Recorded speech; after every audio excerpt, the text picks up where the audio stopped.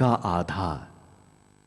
गर्भाधान के बाद में भी जो पुंसवंशी मनन जात कर्म नामकरण निष्क्रमण अन्न प्राशन चूड़ा कर्म करण वेद वेदारंभ यज्ञोपवीत आदि जो संस्कार होते हैं, उन सबसे ज्यादा जिस बात का प्रभाव पड़ता है वह है बीज। इसलिए बीज को हमें सुधारना होगा।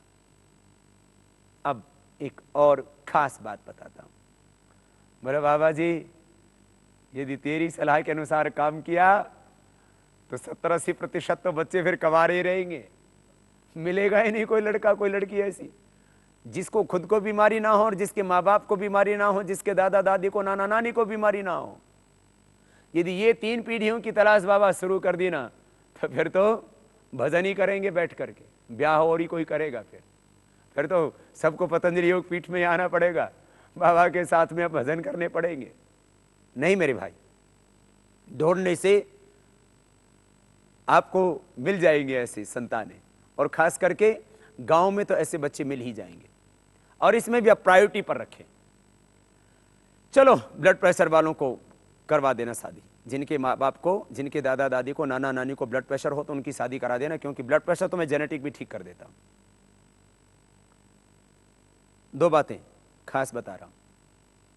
कुछ बीमारियां वंश परंपरा से आने वाली ठीक होने की ज्यादा संभावना है, जिसके ऊपर मैं काम कर चुका हूं। उतना तो पहले बता देता हूं कि उतना हो तो भयभीत नहीं होना, लेकिन एक शर्त रख लेना कि शादी तो करवा रहे हैं बच्चों तुम्हारी, लेकिन तुम देख लो तुम्हारे माँ को, तुम्हारी बाप को ब्लड प्रेशर है, शुगर है। शुगर के बारे में अभी मैं पूरी तरह से जो कॉन्फिडेंट नहीं हूं। ब्लड प्रेशर के बारे में पूरी तरह से कॉन्फिडेंट हूं कि जेनेटिक भी होता तो ठीक हो जाती ये समस्या। ब्लड प्रेशर जेनेटिक होता है तो ठीक हो जाता है, सोराइसिस जेनेटिक भी होता है तो ठीक हो जाता है,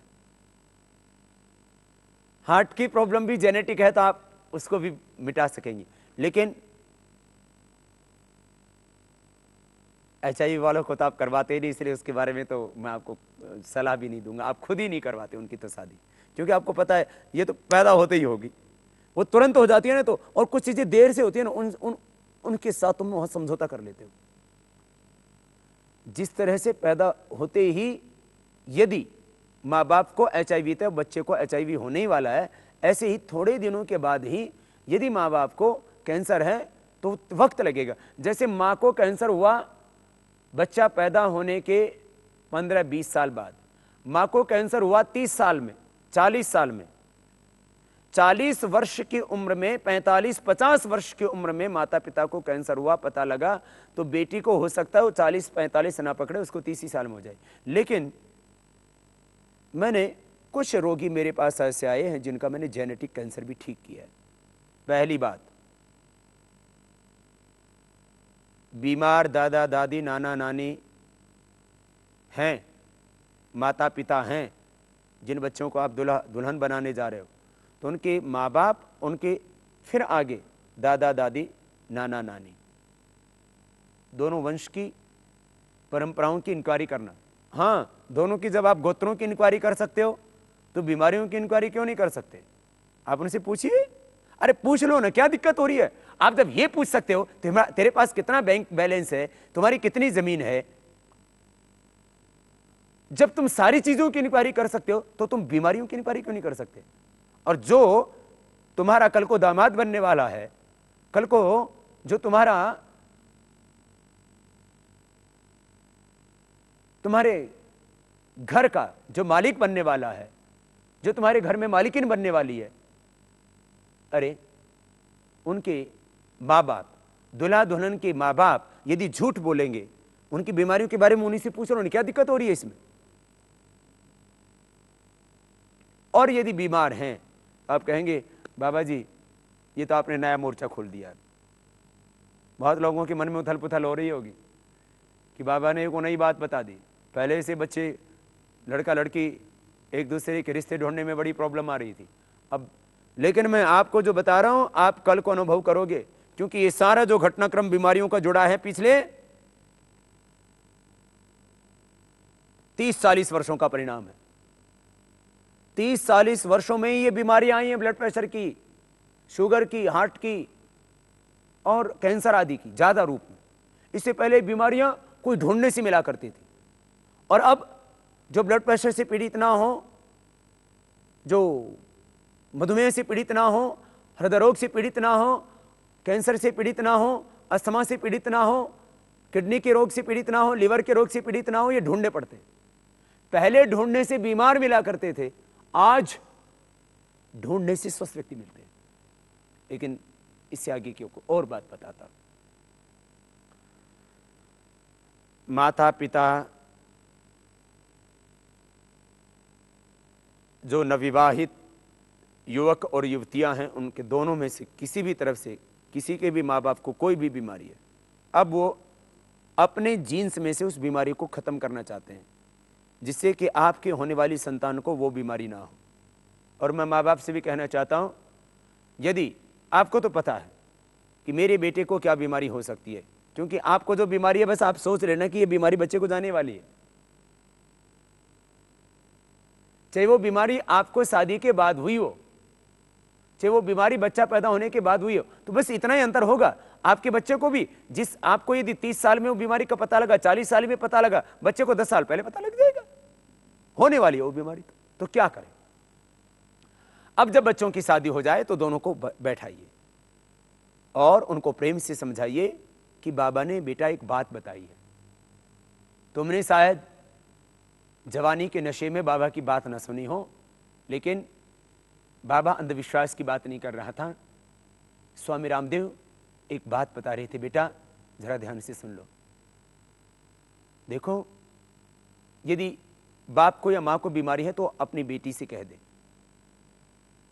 और अपने बेटे से कह दे कि बेटा देखो, हमें ब्लड प्रेशर है, हमें शुगर है, हमें अस्थमा है, हमें अर्थराइटिस है, हमें कैंसर है। बेटा तुम बच्चा पैदा करने से पहले 1 साल तक पहले प्राणायाम कर लेना, और पहले से अपने बच्चों को आप घर में कराना शुरू करवा दो। तब आप इतना कर सकते हो, कोई आपकी इंक्वायरी करे तो आप ये बता देना, भाई बीमारी तो है हमारे घर में ब्लड प्रेशर की, शुगर की, हार्ट की, कैंसर की, परंतु हम बाबा का प्राणायाम करते हैं। मैं इसलिए नहीं कह रहा हूं कि आप मेरे अनुयायी बने, आप योग के अनुयायी बने, मुझे आपसे कोई मतलब नहीं है, ना मुझे आपको कोई कंठी पहनानी और न आपको कोई चेला चेली बनाना है, और ना आपसे मुझे कोई गुरुदक्षिणा लेने की, ब्याह होने से पहले मुझे कोई यहाँ गुरुदक्षिणा चढ़ा करके जाना। मुझे आपका रत्ती भर 1% कोई स्वार्थ नहीं है, लेकिन मैं चाहता हूं कि इस धरती पर, इस माँ भारती की गोद में वो बच्चे पैदा हों जो इस देश को आगे बढ़ा सके, वो बच्चे पैदा हों जो वंश परंपरा में बीमारियां लेकर के ना आए, विरासत में संस्कार तो लेकर के आए, विकार लेकर के ना आए। मैं इसलिए इस बात को कहता हूं, ये मेरा स्वार्थ है, ये मेरी पीड़ा है, ये मेरा दर्द है, ये मेरी वेदना है, ये मेरी याचना है आपसे। पहली बात, शादी से पहले ही बच्चों को कह देना, बच्चों देखो हम तो बीमार हो चुके, उसको भुगत रहे हैं, अब तुम उसको ना भोगो और तुमसे होने वाले आगे संतान इस बात को ना भोगें, इसलिए बच्चों प्राणायाम करना शुरू कर दो। नहीं तो आज जिस मर्ज से मैं पीड़ित हूं और कर्जदार हो गया हूं, बेटा कल को तुम भी उसी मर्ज से पीड़ित होगे और बीमार होगे, और तुम ही नहीं, तुमसे होने वाली संतान उससे और ज्यादा पीड़ित होगी। तुम 7 पीढ़ियों के लिए सामान इकट्ठा करके जाते हो ना, बैंक बैलेंस कराते हो ना, अपने देश में भी यदि पैसा नहीं समाता तो स्विस बैंक में भी जमा कराते हो तुम। अरे 7 पीढ़ियों के लिए संपत्ति देने वाले लोगों, यदि तुमने अपने बच्चों को संस्कार नहीं दिए, यदि तुमने अपने बच्चों को विरासत में बीमारियां दी, वो सारी संपत्ति उनके लिए व्यर्थ हो जाएगी। क्या भोगेगा वो संपत्ति? जो बच्चा आपका पोता पैदा हो रहा है घर में, वो कैंसर का बीमार होगा, वो करोड़ों अरबों जो तुमने स्विस बैंक में जमा कराए, क्या उनसे फैक्ट्री लगाएगा, व्यापार करेगा उनसे, महल बनाएगा उनका? अरे उन महलों में रहेगा कौन?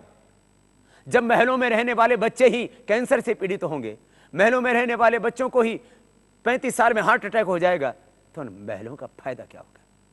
इसलिए सुनो जरा ध्यान से, मैं तुम्हें डरा नहीं रहा हूं, लेकिन जिंदगी की हकीकत बता रहा हूं, और ये जो मैं आज बात कह रहा हूं, ये दुनिया का एक दस्तावेज होगी, और तुम नहीं मानोगे कि तो आज आने वाली पीढ़ियां तुम्हें कोसेंगी कि बाबा ने पहले समझाया था, बाबा ने पहले बताया था, मेरे मां बाप ने ऐसा क्यों नहीं किया। ये बहुत गंभीरता से इस बात को मैं कह रहा हूं कि 7 पीढ़ियों के लिए संपत्ति जुटाने वाले लोगों, तुम बच्चों को विरासत में बीमारियां मत दे के जाना, नहीं तो ये तुम्हारे महल, ये सारी अट्टालिकाएं, ये तुम्हारी सारी सत्ताएं, ये तुम्हारी संपत्तियां, ये सारा वैभव, ये सब जमीनें बेकार हो जाएंगी। अरे वो जो इंसान ही यदि बंजर हो जाएगा तो ये जमीनें किस काम आएंगी? तुम सोचते हो कि मैंने बड़ी उपजाऊ जमीन खरीद रखी है, बच्चों को 1000 एकड़ जमीन देकर जा रहा हूं, 500-100 एकड़ जमीन देकर के जा रहा हूं, सब व्यर्थ हो जाएगा यदि तुमने विरासत में बच्चों को वो बीमारियां दी जो मौत का पर्याय बन चुकी। तो क्या करें?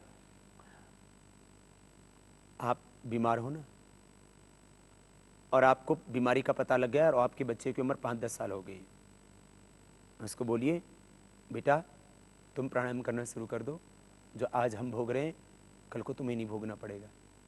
बार बार समझाइए, बार बार समझाइए। सचमुच मैं आपको हकीकत बताता हूँ, बच्चों को आप जो बताएंगे बच्चे वो करेंगे।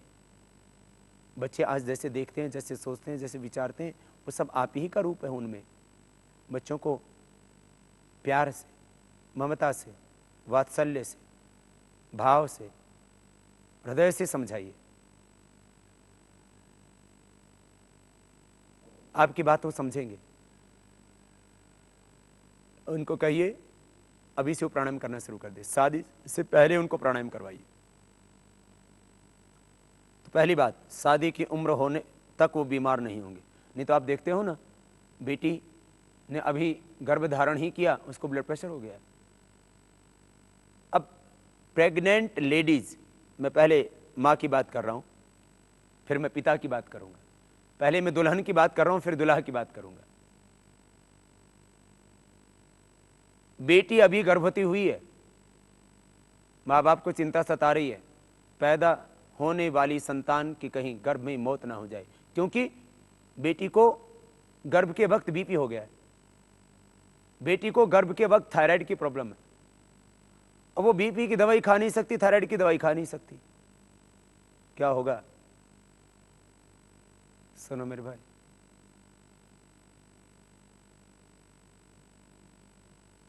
गर्भ धारण करने से पहले प्राणायाम करके अपने आप को ठीक कर लेना। यदि आपको ब्लड प्रेशर है, यदि आपको कोई भी बीमारी है, पहले योग से अपने आप ठीक हो जाओ, नहीं तो बीमार संतानें देश को दे करके जाओगे, अपनी परंपरा में एक अवरोध पैदा करके जाओगे, ये ठीक नहीं होगा। सुनो जरा, शादी से पहले प्राणायाम कर लेना, और शादी होने के बाद यदि पहले नहीं होश आया था या नहीं पता लगा था, तो शादी होने के बाद बच्चे तब पैदा करना जब आपका बीपी क्योर हो जाए। 3 से 6 महीना अधिकतम लगता है बीपी क्योर होने में। और सुनो, एक खास बात बता रहा हूं, मैंने पहले डराया नहीं, हकीकत बताई थी, लेकिन अब एक और खास बात बता रहा हूं जो मैंने देखी है। 9 महीने में पूरा जेनेटिक चेंजेस आ जाता है अंदर। माने जैसे मां के गर्भ में 9 महीने में संतान का निर्माण होता है,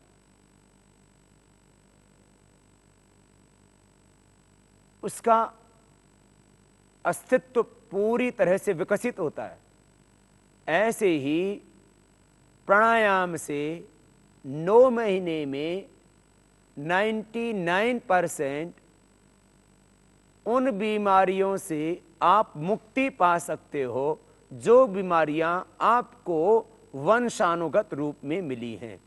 ये बीमार होने से पहले ही यदि करते हो तो।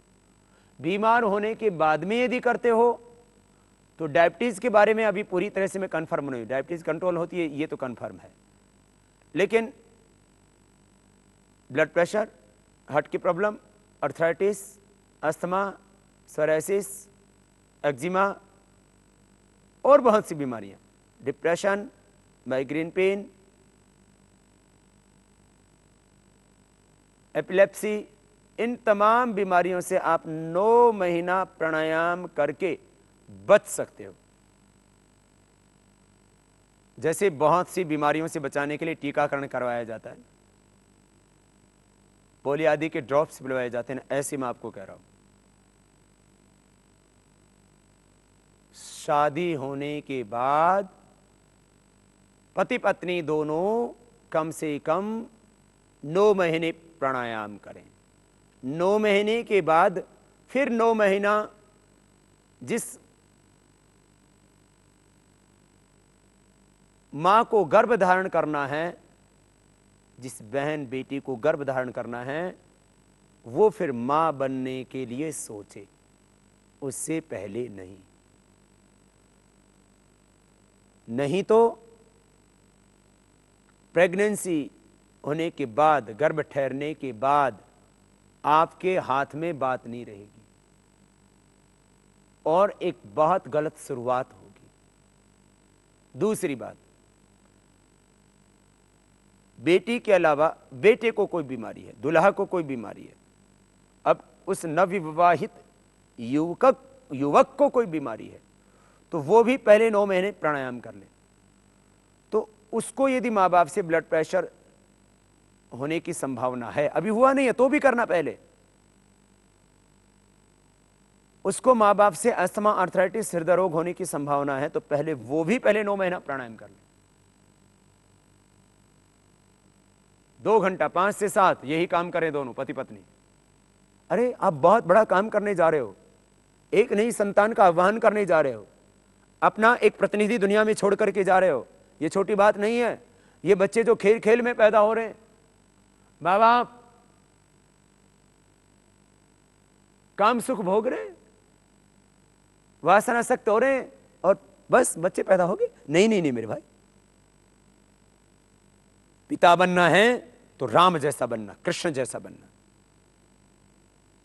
पिता बनना है तो मेरे भाई अपने पूर्वज ऋषियों का अनुसरण करना। आज चुनौतियां बहुत बड़ी हैं। आज वैचारिक चुनौती नहीं है, पहले समाज में मात्र वैचारिक चुनौतियां थी, आज व्यवहारिक चुनौती। व्यवहारिक और शारीरिक चुनौतियों को यदि तुमने अभी इनका सामना नहीं किया तो कल को प्रायश्चित के सिवा और कोई उपाय नहीं रहेगा। एक खास बात आपको बता रहा हूं, पिता या मां से कोई भी बीमारी यदि बच्चे को होने की संभावना है, अर्थात जो अभी युवक और युवती जिनका अभी विवाह हुआ और दोनों ने अब संकल्प कर लिया कि उनको संतान की उत्पत्ति करनी है, यह बहुत बड़ी चुनौती का काम है। और सुनो, माता पिता दोनों की तरफ से, माने बेटी की तरफ से और बेटे की तरफ से, युवक या युवती की तरफ से किसी भी ओर से यदि कोई भी बीमारी होने की संभावना है तो अब गर्भवती मां को गर्भ में ही प्राणायाम कराना होगा बच्चे को। माने बच्चे को तो क्या कराएगी, मां को करना होगा। गर्भवती मां को 9 महीने तक प्राणायाम करना होगा। उससे आप उन बीमारियों का निवारण कर पाएंगी जो बीमारियां आपको विरासत में मिलने की संभावना है।